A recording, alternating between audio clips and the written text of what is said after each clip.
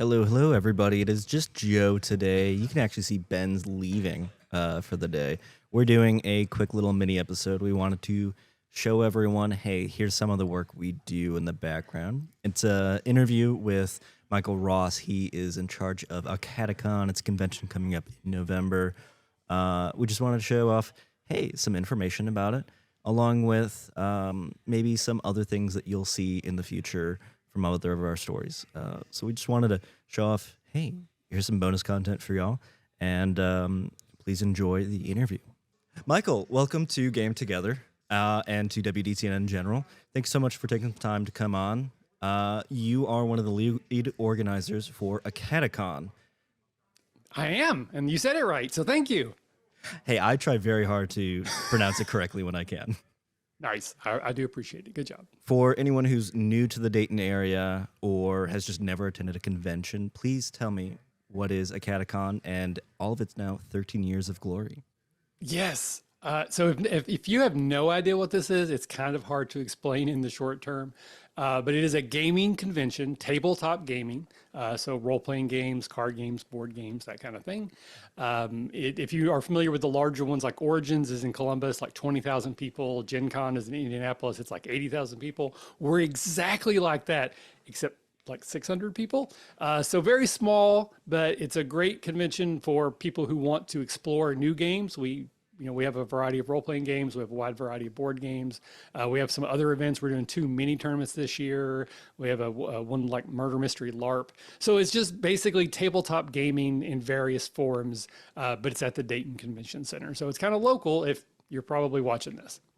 And to add on to that, you mentioned that there's a couple new things. You mentioned the tournaments. What else is new this year that you guys are really looking forward to? Oh my gosh. Well, it's not completely new, but it's our second year in a row. We have partnered with Sanctuary at Homestead. It's a charity based out of Cincinnati. And our raffle this year, like primarily all the money will go towards them. They have various outreach activities. The one that we primarily support is like food stuff and essential items for families during the holidays. So last year they were putting together Christmas boxes. So it included some things that would be presents, but also food and then like warm clothing to give to families in need. So we do have a raffle that happens over the weekend. Everybody who shows up and gets a badge gets tickets, but if you'd like more tickets, you donate to the charity and you can get some extra tickets to win some fabulous prizes. Probably the other, so we do have 2 tournaments this year. Right now we have a Shatterpoint, which is like the Star Wars miniatures game. And then we have an Old World 40K. I'm totally ignorant of that. The person running it has told me everything. So I think it's 40K, but he said it's Old World, but I don't know what the difference is. But if you're listening, you do. It's the Old World version of the game. But I don't know if you're familiar with Daggerheart. Yeah, I know a little bit of it, right. Yeah, so it's a fairly new game. It's only been out, I think, a few months now, maybe a year. It was produced by the folks at Critical Role through Darrington Press. And a lot of people are really attaching to it. I got to play it at Origins and loved it. One of our special guests and vendors, Zach Weber, he runs Dragon's Den Counseling out of Dayton. He's a licensed therapist that uses role-playing games like Dungeons and Dragons to facilitate therapy for his clients. He is going to host a live stream event of Daggerheart. So it's going to be players, cameras, audio, audience. If you've been to 20-Sided Tavern, it's touring the country right now. It's kind of the same thing. So it's like partly improv, audience participation, that kind of stuff. So we are really hoping to get a bunch of people come and watch that. So between the additional minis tournament and that are probably the 2 biggest things that are new this year. And again, very important that we're supporting the charity. I'm very happy to report last year was one of their biggest events. We were one of the biggest events, even though we were one of the smaller conventions that support them. When it comes to 13 years, what's the biggest thing you've learned running and organizing an event? You need really good people helping you. It is, I'm the lead organizer and I'm kind of the face. I do most of the interviews and that kind of such, but there's a whole army of people behind me that are helping do all the various things that we need to do. And it would not exist if it was just me, doing this. So, and everybody's a volunteer. Everyone just does it out of the kindness of their hearts and their desire to see this thing continue and hopefully grow. So That would be the big thing. And then don't expect, it's a growth process. We're into our 13th year. We're hoping to hit 600 plus attendees this year. Again, that's still very small, even in gaming circles. Like some of the other conventions around us are 800, 900,000. But we are one of the few conventions that is like, we have all types of gaming, but we really focus on RPGs, and we also really focus on indie RPGs. So we will have D&D and Pathfinder, obviously, but the majority of our RPGs are not either of those two. And that is kind of unusual for a convention our size to not just rely heavily on those. So we're very proud of that. It's something we foster and encourage. So if you are someone who wants to explore the wide breadth of RPGs out there, surprisingly, our small little con in Dayton is a great place to do that. Being a smaller convention, but you've had a few years under your belt now, has it felt like you've been able to give more time and care to producing a more tightly knit convention, or producing the care you need to make sure almost every attendee has their voice heard, or like they get to experience a better experience? It's one of those things that I don't know if it's correlation, causation, but the reason AcadeCon exists is I went to Gen Con for the first time ever and just absolutely fell in love. I'd never been to any convention before, or a gaming convention. So I was like just thrown into the fire, and I was like, I cannot believe these things exist. I need more of these. And I kind of started, and again, it wasn't just me, but we started our own. But every decision that kind of gets made goes through me, and my guiding star is this what I would want? And in some ways that might be limiting, but this is absolutely the convention I would want to go to. It is still somewhat small and contained, so you don't have to walk 4 miles in different directions. It has a variety of events, so whether you want to play board games, card games, role-playing games, we're going to have something in those areas. Really focused on indie RPGs. I think we are priced very well. I've had people tell me year after year, you need to raise your prices. I try not to, because I want us to be a family-friendly event, both in content and affordability. I'll get to our new logo in a minute. But every decision is like, is this something I would want? And pretty much without fail, it is. So AcadeCon is the convention I've created with help, because it's the convention I would want to go to. And I think that because of that, it has my sensibilities baked into it. It is intimate, just in the close knittedness of it, but a variety of events, really good volunteers who will go out of their way to make sure every attendee has a game, has a good time. Any questions we're going to handle. And again, we're small enough to be flexible. If someone has an idea like, hey, I want to try to do this thing, I made up my own game and I need this, that, and the other, we can probably find a way to make that happen. So being small in some ways makes us nimble. And surprisingly, I think in some ways that helps us. I did want to touch on the logo. I was gonna ask about that too in just a minute too. But go ahead, please tell me about it. Yeah, so and this again, it's a Michael thing. I like puns and I like themes. So every year we kind of come up with like a theme for the year. This year being our 13th event, we are calling it AcadeCon the 13th. My formatting of my image is a little bit off, but if you could see above there, it says AcadeCon in red, sort of drippy letters. So that's kind of our theme, is like Friday the 13th. We are still family friendly. I want to be very clear about that, but we are encouraging people to bring horror themed, supernatural, spooky games and RPGs. So some of the scenarios in RPGs are more themed towards supernatural, ghost stories, investigative stories. There's some of the games in our game library. We specifically added like a Halloween, the movie board game. We have The Shining movie, the board game, and our Play to Win. So if you are into spooky, supernatural, horror style events, we are going to have a whole bunch of those, but we will also just have all the regular stuff that you would normally see. And we are continuing our Junior Academy, which are events that are specifically aimed for younger attendees and or families. So if you have a little one with you that wants to play this stuff, or you have a little one and you want to play this stuff and you're just dragging them along, we're going to have events that you kind of aimed for younger attendees. Makes perfect sense. I did want to comment. I love the new logo for this year. I love the Jason Voorhees and the mace type weapon he has. I also have to ask the question. I know last year with the 12th year, it was a D12 was kind of like the little commemorative item for the con. Yes. What's the commemorative item this year? There isn't really a D13, is there? No. So sadly, the D12 was a Michael thing. I truly love D12s. The game that I wrote, Action 12 Cinema, was started as a joke to like, how many D12s can I get people to roll at one time? So it's a D12 dice pool system. So it was very important to me that we have a D12 for our 12th year. And sort of our subtitle, I think I'm blocking it, is 2 die 4. So that's why there's 2 D4. But those were prohibitively expensive. So we are just going with our standard D6. It's a black die with kind of that logo cut into it. And again, everybody will get one until we run out. And we also do the token chips every year. Basically, they're poker chips, but we use them for tokens in various RPGs like Inspiration and D&D. And we will have those for sale. You don't get one of those free, unfortunately, because they're really expensive to make small quantities of. But unfortunately, we don't have a singular thing like the D12. That was a really special thing for the 12th year. But if we get to the 20th year, there might be something coming for that one. I wonder what that could be. 2 D12s. 2 D12s. We do need to talk about the price. I know past years you've done Kickstarters to kind of do that ticket pricing. Yes. Maybe I was too late to seeing it, but it seems like it's a new thing this year. You can buy tickets. Yeah, so this is our second year away from Kickstarter. Kickstarter was wonderful for us, but we were happily at the point where it no longer made sense to go through Kickstarter. It actually causes a lot of logistical problems, but we kind of had outgrown Kickstarter.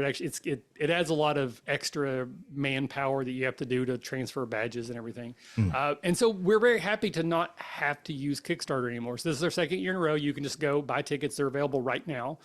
They went on sale August 19th.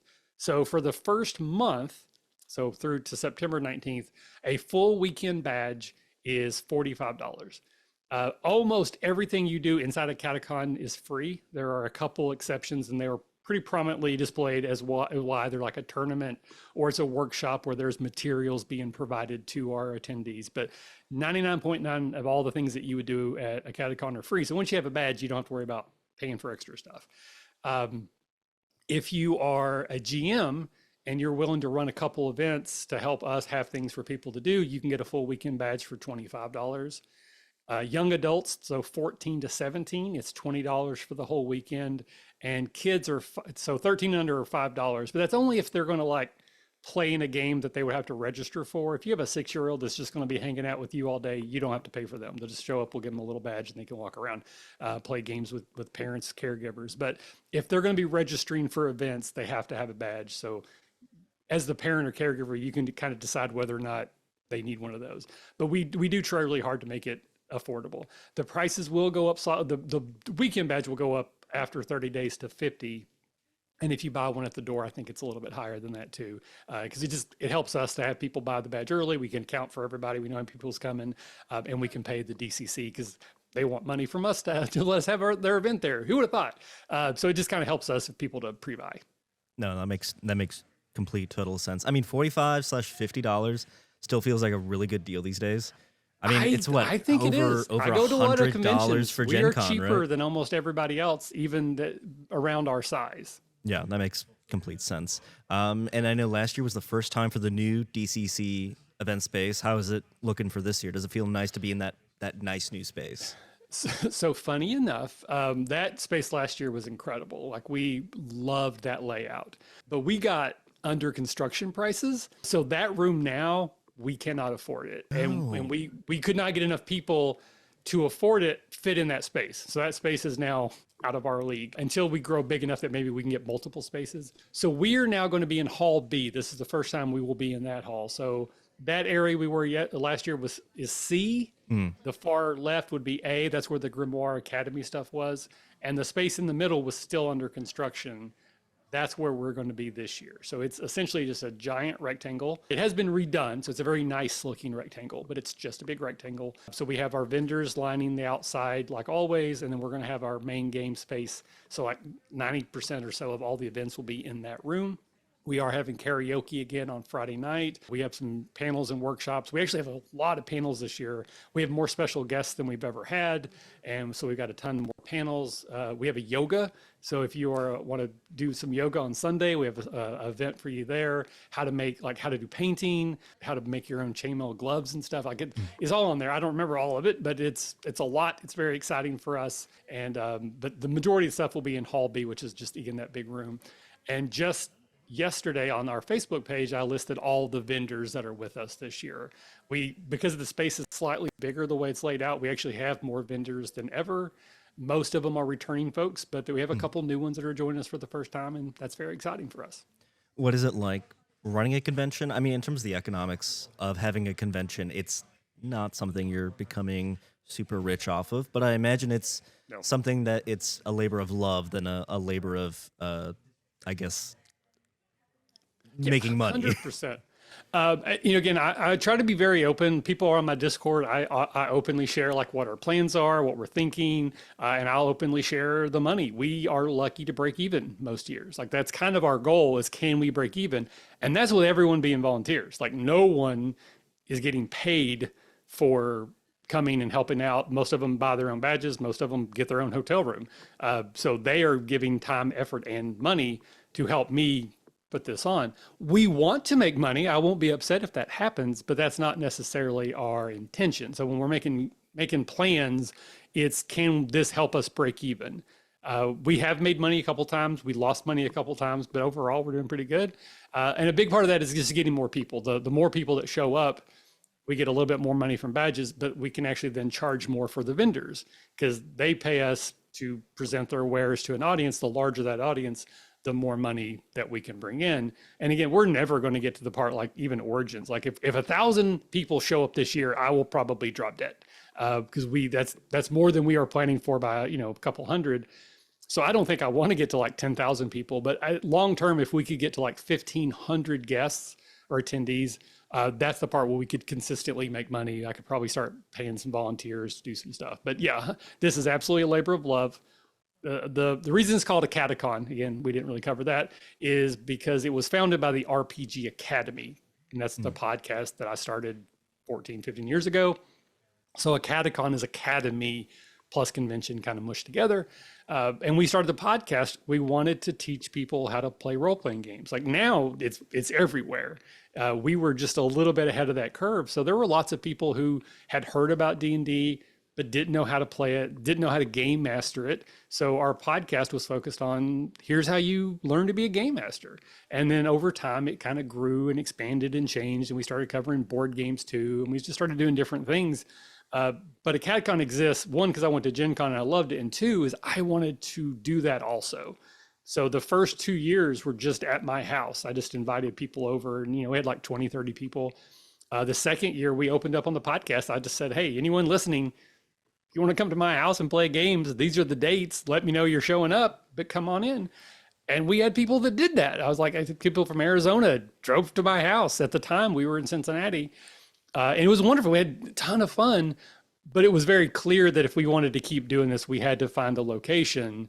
And we went to the Houston Woods Lodge for our first year. Quickly, we loved it. It was an amazing time. That's a whole part of our aesthetic is still based off of that first year. The vultures and all that kind of stuff is from the lodge. But we found the DCC and we've been there ever since. So this is our 13th year, 11th year public, 10th year at the DCC, not counting the COVID year. We actually didn't have a physical event then. That makes sense. I unfortunately only have time for a couple more questions. Sure. So let me ask the question of if someone goes to AcadeCon or is just like you and goes to Gen Con or Origins and goes, I want to make this, I want to do this. Do you have any words of wisdom for those folks? Yeah.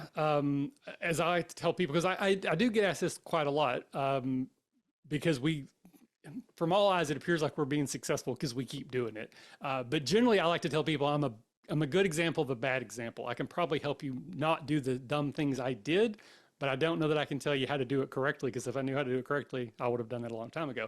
But realistically, if you're going to have a physical convention, the most important decision is where you have it. You have to find your venue first, because every other decision cascades off of that one.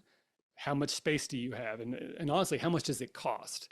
Then you have to figure out, well, how many people do we think are going to show up? And that's where you set your pricing. You know, the convention center costs $10,000. We think we can get 1,000 people to show up.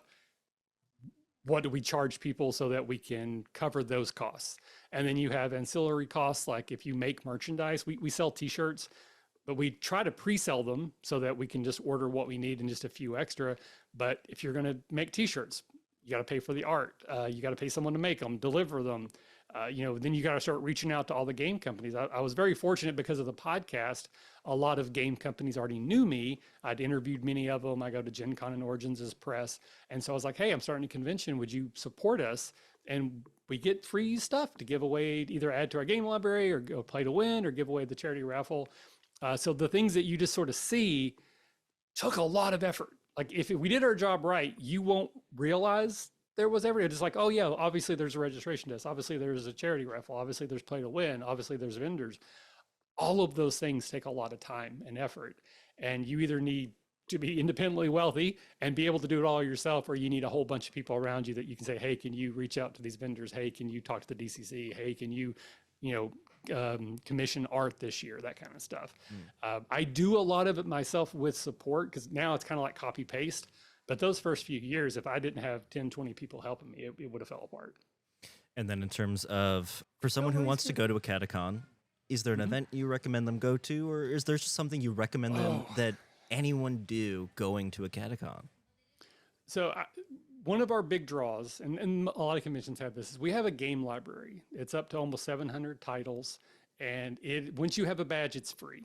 So once you show up, you can just pick any game on the shelf, take it to one of our tables and play it and try it. If you're like, hey, this is great, maybe go to a vendor and buy it. If you're like, hey, I don't like this, bring it back, we'll give you another one. So if there's a specific type of game you're looking for, worker placement, resource management, deck building, one of my favorites, random, just a lot of dice, chaos, we can probably help you find that game. So even if you do nothing else but play the game library, you can have 3 days full of just that. We also have play to win. I think I mentioned that, but basically these are games that were donated specifically for people to play and try, and then we give them away on Sunday to someone who played it. So it's just like the game library, except somebody who played it will win that game at the end of the weekend.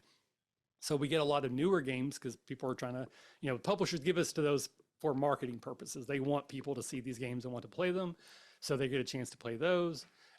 If you want to learn how to paint minis, the Hobby Haven will be there. That is one of the few paid events, but we also have a workshop where they're going to teach you how to paint.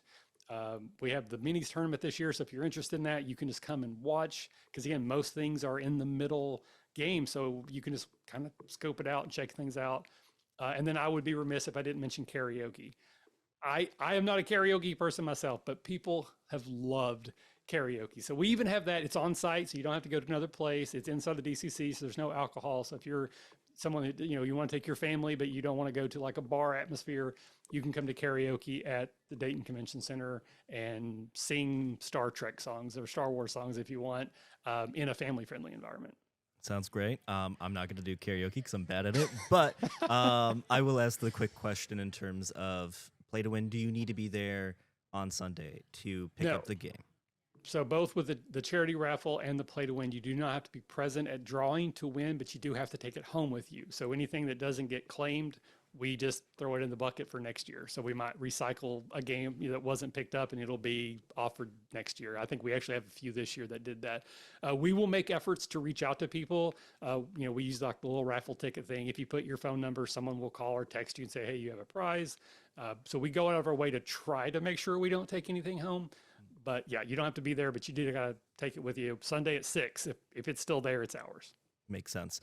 Finally, I have to ask, of course, where's the best way to buy the tickets and find out any more information that we couldn't get to today? Yeah, so we use tabletop events. Anyone who goes to conventions is probably familiar with that. But if you go to our website, which is AcadeCon, AcadeCon.com, the very first thing you see is a big green button that says buy your badge, and it will take you to that tabletop events website. So it's easier to remember. And then if you scroll down, you're going to see all of our vendors. You'll see links to their websites if you don't like, that sounds interesting, but what is that? You can click and go to their website. We have all of our special guests listed. And again, I don't think we talked a whole lot about that, but we have a ton of game designers, full-time professional GMs, uh, again, podcasters out the wazoo. So we have a ton of special guests who will be running events all weekend. All the faculty will be running events. And again, I would say the D&D inspired murder mystery LARP. It's one of my favorite events. I run it every year. It's very on brand this year, but it's somewhat of a LARP. So it's basically live action role playing. It's a murder mystery. So you're going to be invited to a party. Surprise, someone dies, and then it's your job to figure out who did it. That amazingly sounds super fun. Michael, again, thank you so much for taking the time to be just take the interview and then just be on our show. We appreciate it so much. Oh, it's seriously so excited to be here. Thank you for giving me your time. Thank you. Again, we'll have a link somewhere maybe to where you can find out more information about AcadeCon. Thanks so much for watching us, as always, and have a great weekend. Thanks so much, and bye.